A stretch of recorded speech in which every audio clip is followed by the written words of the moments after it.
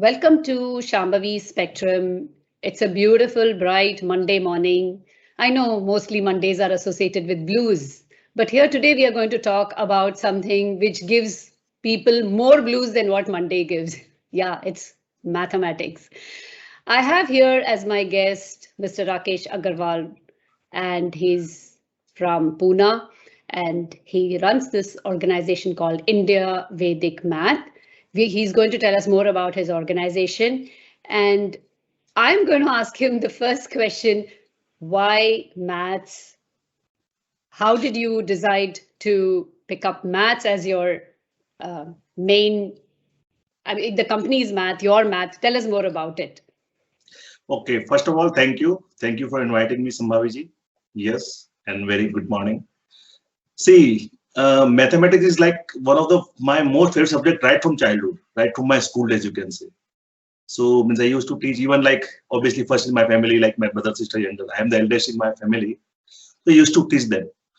And if you ask me the one reason why it becomes so much like I become passionate, I'll tell you one small thing that still I remember a lot because when I was in my school, say class 9, 10th, me and my brother used to do a competition. Okay, we'll start. I was in class, say 10th, and he was in class 8th. Who will sleep late? Let's do the maths. Who will sleep late? The person who sleeps late will be the winner. And we used to do some continuous 10 to 12 hours of maths, and we can finish in 3 or 4 sittings the whole mathematics book. So that kind of like triggered, okay, like, so that's the real story, what it really triggers me. So tell me then, it usually is people yes for maths or people no for maths. I mean, there's hardly any gray area in between. Exactly, you are exactly So right. See, yes, please continue. no, so please tell me, and I have seen your posts on LinkedIn. We connected on LinkedIn. I've seen your posts on LinkedIn. They make it very interesting. So please tell me more about your journey as such, and we can start from your schooling, and of course you've Definitely. told us how you became interested in maths, and at Yeah, some point I would like to know what your brother is doing today. sure, So please definitely. please do share your journey with me. So first of all, yes, I think you have like means really put into the right thing. Yes, out of like you can say around 57, 58,000 students which I interacted in last 10 to 12 years, there were two categories. People who really like maths or love maths, or people who are scared of maths. There's no kind of in between, ki, oh, yeah, it's okay, okay. Most of the people either hate maths or they're scared of maths, or people who really like maths. Because it's all about concepts. Maths is not about memorization, maths is about concepts. And now if you ask me how I get into it, because as I told you, since maths is about concepts, it's about once you understand it, no preparation required for exams. And that's why I still believe right from day one, maths is the most easy and most beautiful subject. So that is how they started a journey. So I started like teaching in my areas, then in my locality. And even when I like, though, see, by profession, I am a software engineer. Means I worked in IT industry for 18 years in Bangalore. But on those 18 years also, I used to go to different colleges, establish CSR, or as my hobby to help government schools, kids around to teach maths for free. So it's like it's kind of a passion keep getting developed. So this is how this journey began. Okay. Okay, so you are a software engineer. That is your Yes, background, yes? And 18 yes. years you worked, you said. So and from then on you've moved on and you've started this. How long since you established your own company? See, 3 years ago means it's like exactly 3 years and some months. Means I left my job and I like started this India Vedic Maths. But teaching, I am doing this maths, especially the Vedic maths and speed maths, which we'll talk more about it. I started, like, you can say, around 12 years ago as part of when I was doing job, and I started teaching that also, especially for like competitive exams and the aptitude part of it. But full time, I came into in last 3 years ago when I rolled up my own organization where we help students to really come up with and solve their, you can say, basic problem. Okay, and that get rid fear, they can get rid of the fear of maths. That's the whole objective. Great.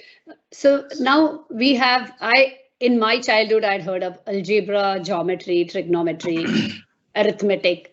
And then I actually heard of Vedic math only when I became an adult. Tell us more about Vedic math and what is it which makes it different from anything else? Yes, I'll summarize in one thing because believe me, 90% of my students who learn this Vedic maths, you don't believe 90% students ask one question. Sir, why nobody taught us in our childhood? You can understand how much is that kind of curiosity. People are learning in even age of 65 years. My students were age of 65 years, even 70 years. They're learning, and the first question they ask after learning, oh, it is so beautiful. Why nobody taught the maths, this Vedic maths in their childhood? I also ask the same question to myself.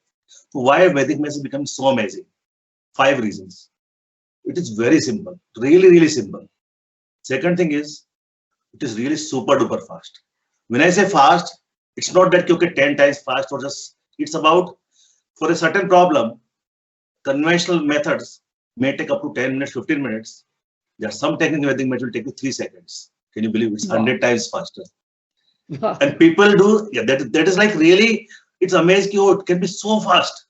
And it's not like complex. It's a very easy way of doing it. And third thing is, it's mental maths. Many of the things you count it: addition, subtraction, multiplication, division, square root, cube root, HCF, LCM, trigonometry, so many things you can do mentally. You don't need really pen and paper, and you can do mentally.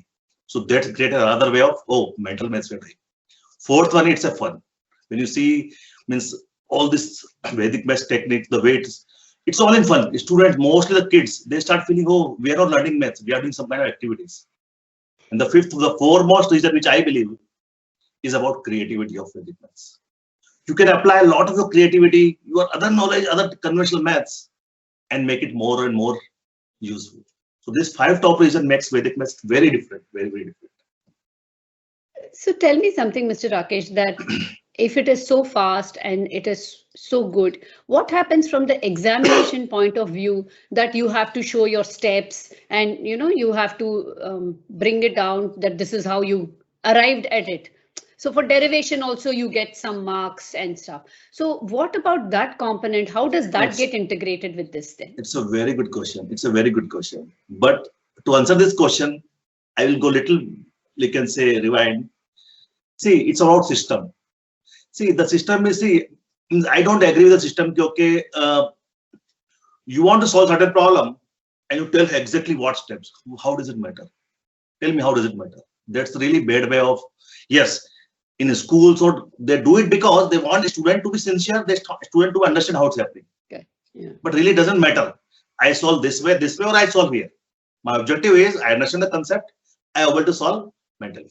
So many students ask this question, sir, in school, we have to write the steps. Yes. The point is, Vedic maths is not something like, okay, just based on something. It is based on some strong sutras, strong 16 sutras. So even if you want to show the steps, you can show the steps. But the stops, those steps will be 1 step, 2 step, 3 step maximum.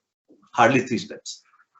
So it is still doable, but it defeats the whole purpose of doing steps, because one way you are saying we want to do it fast, we want to do it mentally. The other way we are expecting, okay, we should write and all. So both are contradictory, but it's doable. What I'm saying is, the purpose of, computer exam, anyway, no steps are required. So straight away, you see the question, you do mental maths, you solve it. Descriptive exam, take example of, suppose, say, any, say, class 10th, class 12th, or any grade exam. You have math problem, word problem. See where Vedic maths will be useful. Yes, you analyze the problem, you break into this, you understand what is required. Then you require some operation, addition, multiplication, subtraction, divide, square root, cube root. No, for that you will not show steps to the student, right? Because you understood that this is, those calculations do in mind. So that steps are required. So hope I answer the question that it's possible, yes, but you really don't need that.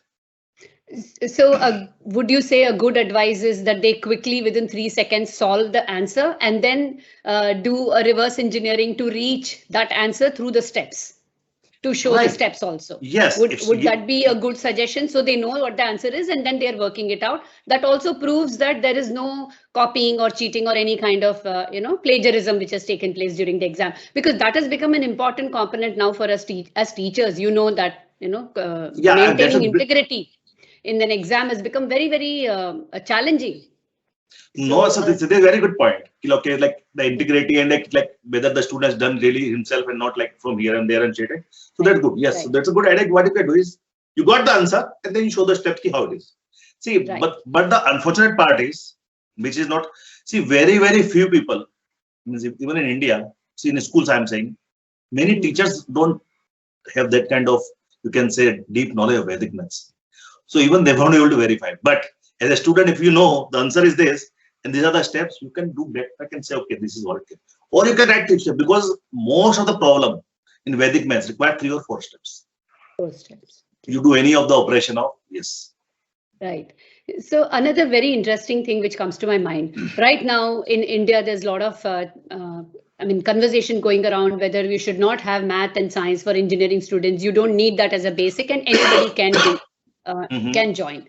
So while that opens up big opportunities for people, we also have the American and UK system which says that any course you're doing, whether it is design or fashion or anything, you need to know math. So if you don't do in school, you will be doing a component of that in the college. So how do you think these two things will work parallel, and especially for our children who are seeking education outside for masters and all? How do you think? So first question, what do you think about this? Is science and math necessary or not for engineering or any science stream students? Is it necessary or not?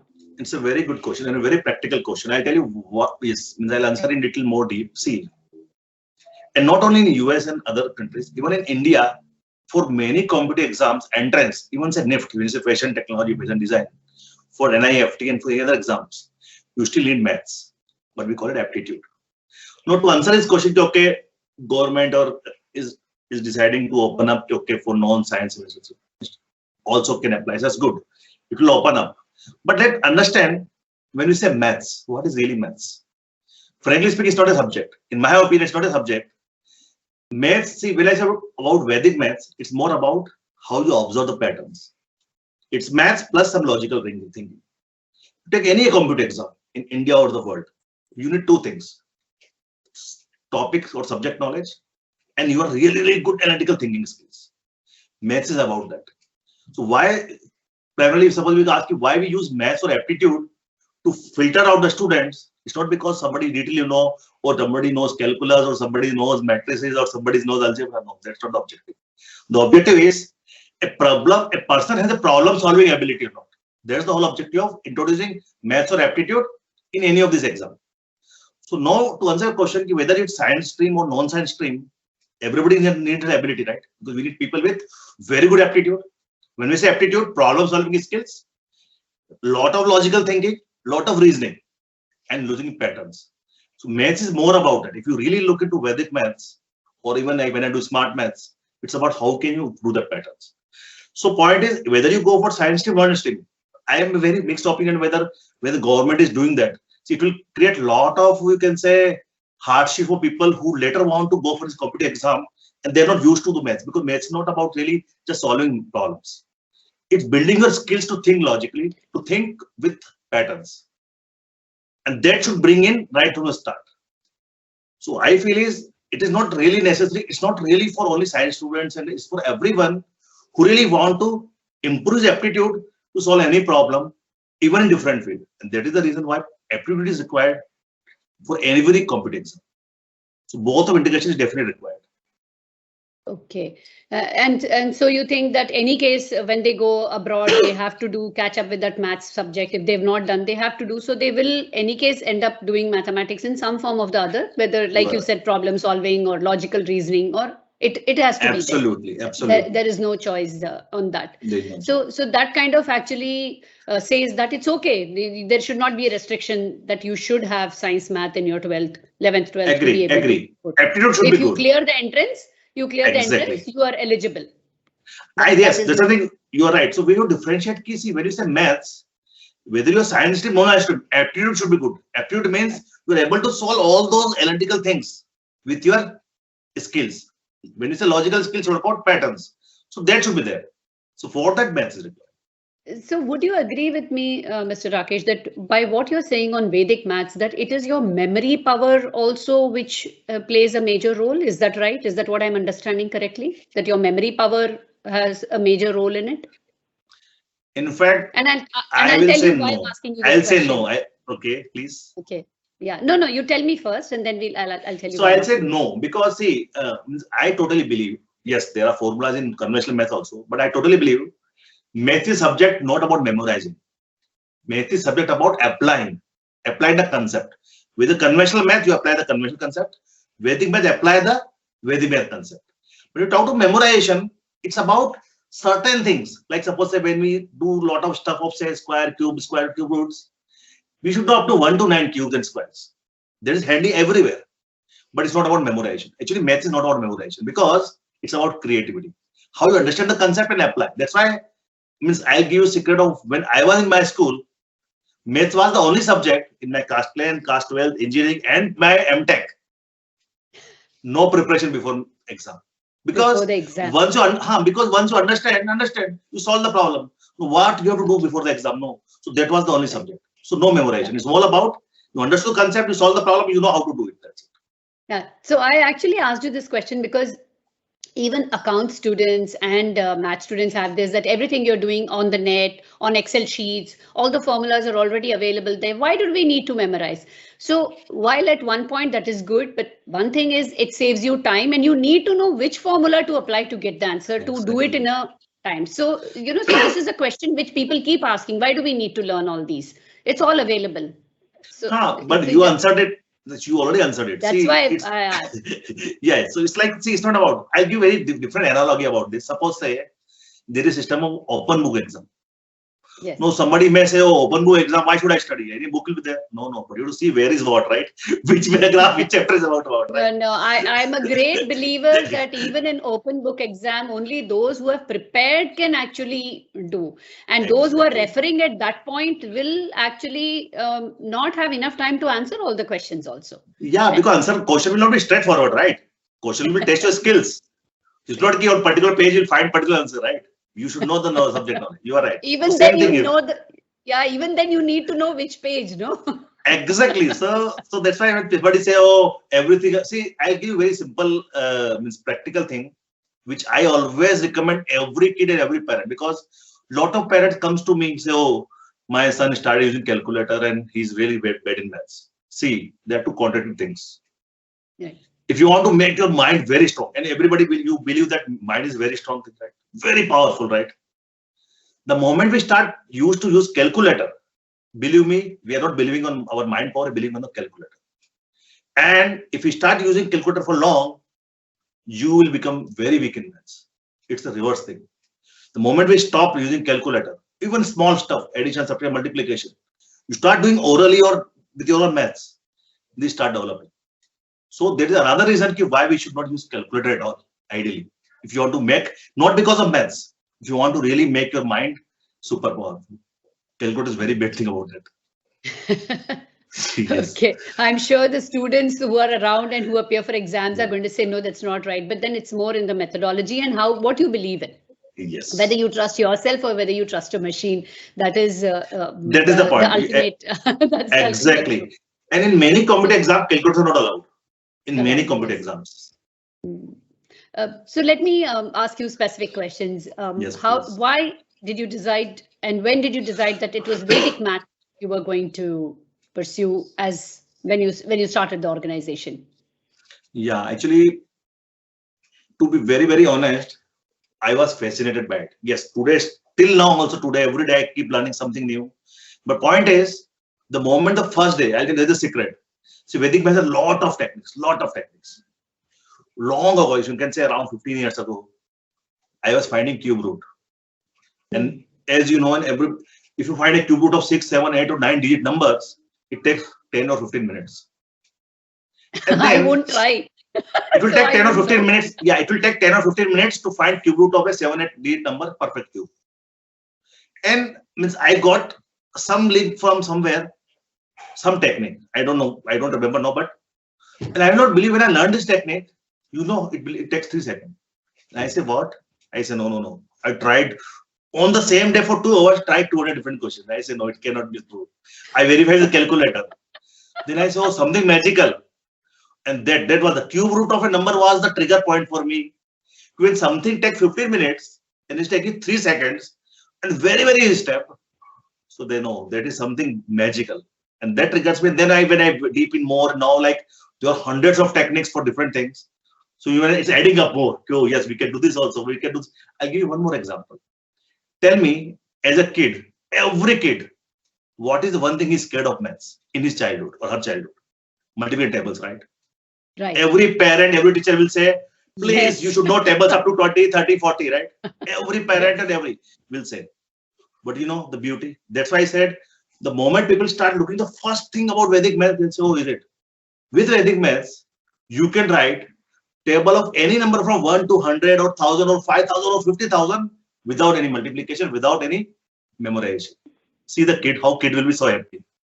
They will not do any multiplication table mugging. They can write any table without any big multiplication, simple additions. So that opens up Makes it easy. Yeah, makes it easy, less pressure. They'll start loving maths because they say, oh, we don't have to mug up so much tables. First thing in the school they will say, or parents will say, right? No, I'll do myself. So that creates a lot of fuzz about it. So I'm not going to actually go into the educational system as to if it is so easy, why they are not integrating it and helping. I'm not going to go into that because those are some things which are beyond us.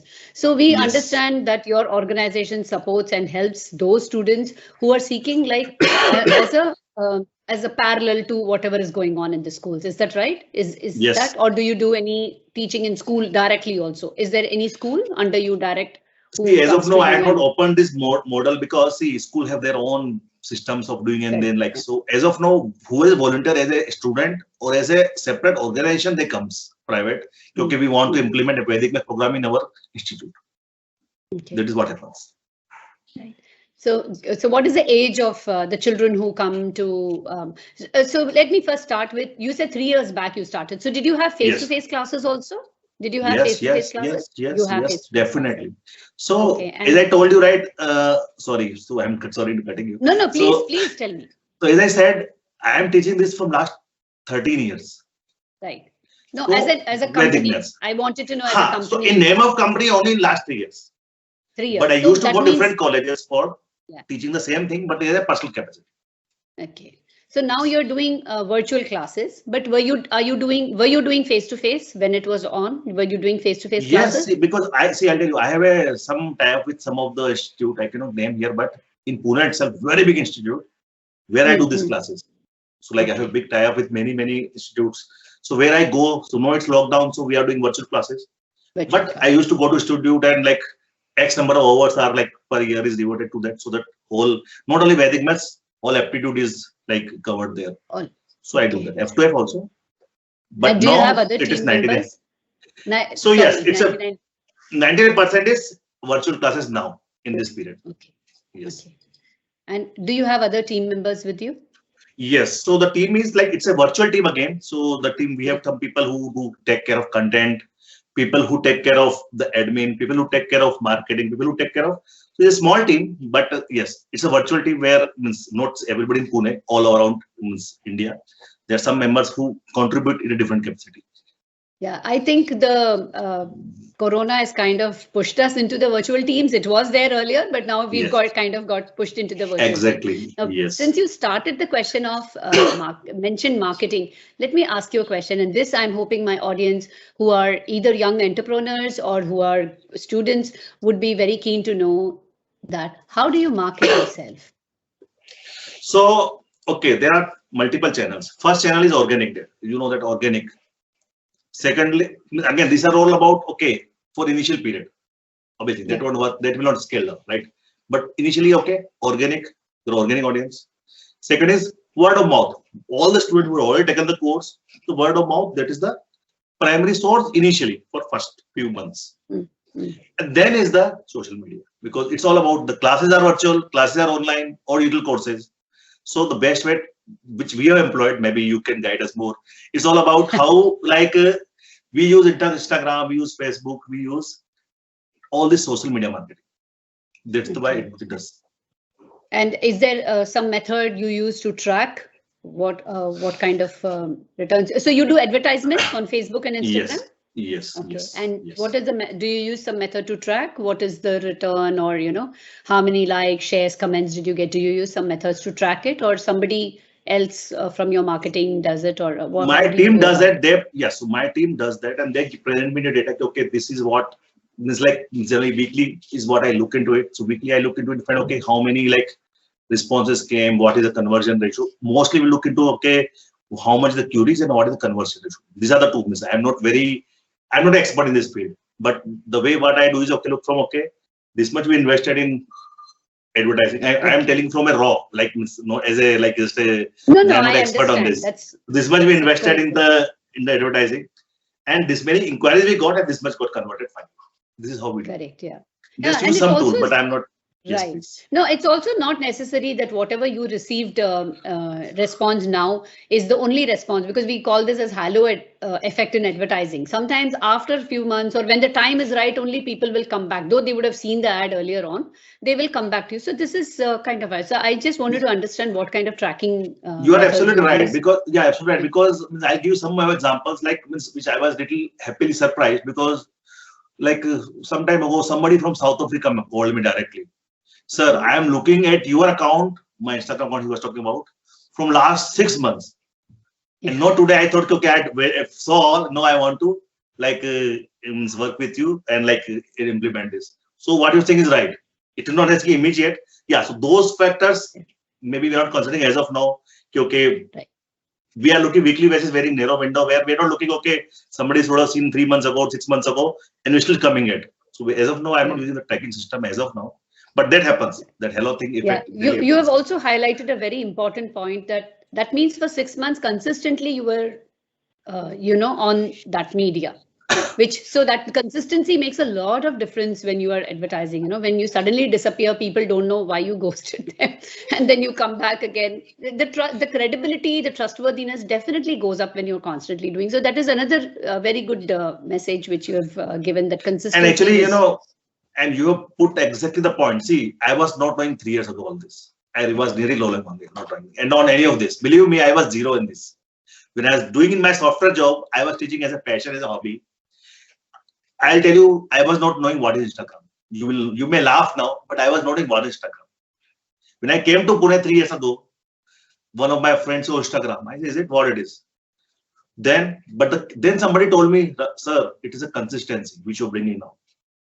Yes. And now if you see, there are 51,000 followers on Instagram. Wow. Just because we are putting good content and consistent. It was zero. I just started, I was not knowing anything on Instagram. So consistent, that is the only one thing I learned. Yeah. Consistency. So do you do live? Do you do Instagram live or Facebook live? I have planned to like start Facebook or YouTube live, but I have not yet decided, because the schedule is, because see, most of this Vedic machine I do myself. I don't involve any other teachers for that. For other maths, my teachers do. But Vedic maths, I had constantly said it will be only I will go into it, because somehow I want to relate with Vedic maths, and I want to feel everybody who come to India Vedic maths should feel yes, it is superb. So great. That is why.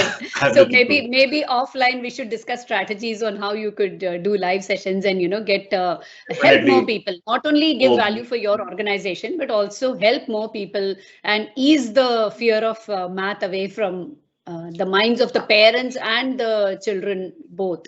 So that would actually be a great idea for collaboration. I will be very glad, because you can tell me a lot of things. Because as I said, I'm like, you can say, very less about social media. My team has yes, right. You know what, Mr. Rakesh, this is like earlier an actor had to only act. Now they have to sing, they have to dance, they have to perform. They are performers now. So that is what has happened to us, even us, though we are teachers, but we have to know about everything. So although I'm marketing, I need to know some things about finance. I need to know things about HR. So this is everybody's now. We should know. There is no excuse not to know. And because also the information is available to us. So we are in a time where, it's not restricted. It's all inclusive. So that is one. You're absolutely right. Yes, because I just want to add one more point to what you said. See, believe me, if given a chance, I want to devote my 90% of time in only classes and teaching as a teacher. But you're right. We have to do most of things. Teaching is one part, though it's my passion. Yes, little bit of marketing, little bit of status thing, little bit of this. So yes, we need to do, like you said, give a good example. Actor has to sing, actor do same thing. We like it or not, we have to do all those of things. So the time to class or time what reduces. But yes, please. Tell me, as a leader, so how many employees do you have with you in your team? Yeah, 20. 20 odd, not much. 20 odd. And Yes. so do you do everyday meetings with them or weekly? How does the I do leadership, how weekly. does, So see what happens is I do weekly. So like out of 22 people, means I have given the kind of head area to the one person handles this area. Second, so they do. I do weekly meeting with them, and then monthly meeting with all of them together. That is how it okay. happens. Okay, so are you comfortable with delegating work to people, or are you a person who needs to know what is going on hands-on? It's a mixed approach because I just give you my software background. Like see, I worked in software industry for 18 years. Right. And for last 12 years out of the 18 years, I was in a manager role. So I have a big team. So means I love that. And so means that experience really coming here because I handled many teams in my software journey. And that gives a lot of perspective of how you do all of this. So that is helping. Though my team is small here, but that is helping me a lot in terms of how to run, how to really, it's not like macro management, but still you're aware of everything. That's what. Right. So looking ahead 5 years, 10 years, where do you see your company, India Vedic Math? Or see, okay, means I have a simple goal. Yeah, you might means you may not relate this to in terms of the numbers or the finance or anything, but I'll tell you. First of all, the whole objective, the way it starts is, I want every. If you see my website also and the front page, smile is guaranteed. And that is the core reason I do it. So like every student who does this, every student, I'm not saying 99%, every student should be very happy about it. That's the core reason of doing it. Every student should feel, yes, I am very happy about learning what I learned from this India Vedic Maths. So my goal in next 5 years would be like, okay, people across the world should know, yes, India Vedic Maths provides really top quality education in the Vedic Maths space, where people who really are fearful of maths or people who want to fulfill their dream about competitive exam or whatever, that is our stop. No numbers and all, still we can talk about it, but that is what the plan first for next 5 years. I think it's wonderful because you have your, everybody speaks about customer centricity, making your customers happy, but you have that as your core. So I'm sure you're going to succeed because you're not looking at anything else. You just want happiness for your people who come to you. I think that is really wonderful and to be much appreciated. Do you have any other hobbies which you pursue actively? Yes, I will tell you. So, and one more thing I want to add you that you are right exactly. See, by God's grace, when I left my software organization, my salary was very nice. Means one of the top bracket in my in software industry, and it was really tough decision to leave that high-paying job and start something from scratch. So obviously, money cannot be the criteria because that will not drive. Because when you're getting a lot of money already, the only criteria or only thing still I look for today is happiness. It gives me a lot of happiness when I see the videos of my students who after the class they show, okay, this is what it is. It gives me so much happiness, and even students are happy, and that drives me. That's why the core reason you're right. Customer centric is part. The point is, I want to see the happiness in the front, in the eyes of the student, and that give me, okay, I have done something, and that drives me a lot.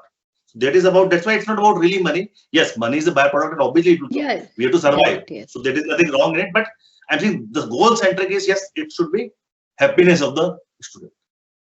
So secondly, something you asked, I forgot. You asked something about your hobbies. If you have any other hobbies or pursue any other activities. So I don't know how many you know, but one thing I do is I play chess every day. Every day for half an hour or 1 hour, I play chess, online chess. So I am a part of AICCF, I am part of ICCF, and I play chess. So that is one of the hobby. Again, you may link it to math somewhere, but because it becomes a lot of yes.